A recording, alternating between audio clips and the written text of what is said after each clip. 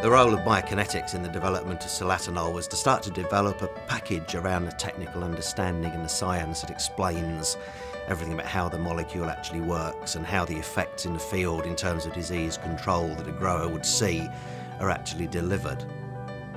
We initially realised what a great product it was going to be and how big it was going to be globally, certainly from the biokinetics perspective when we saw its performance in soybean rust in Latin America.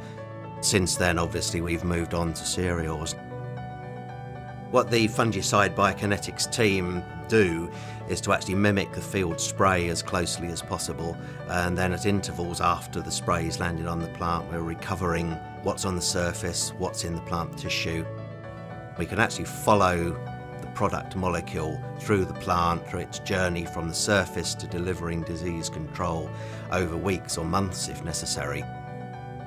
That whole process is something that's fairly unique in the industry. Not too many people have attempted to do that at the level that we have within Syngenta. And I'm really proud of what we've delivered over the years for a number of Syngenta products, and the same approach is being applied to solatanol. I think the long-term disease control that we see from solatanol is impacted upon very strongly by the biokinetics. When a grower's looking across his field, what he'll see is really outstanding disease control and good long-term disease control as well, due to the properties that solatanol has great rain fastness, stable in UV light, there are no vapour losses associated with the molecule at all.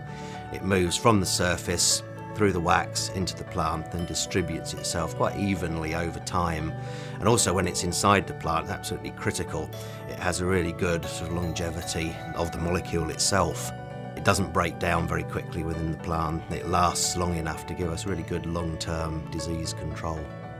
So overall, its biokinetic properties give it a fantastic profile to give us really powerful delivery in the field when the growers are actually using it in agronomic practice. In the future, solatanol is going to be used on much wider crops, more diseases, and I think basically it will just spread globally. And the work that we do in biokinetics will reflect that. And I can see that what we actually contribute eventually will be across a very wide range of different global crops and different global diseases.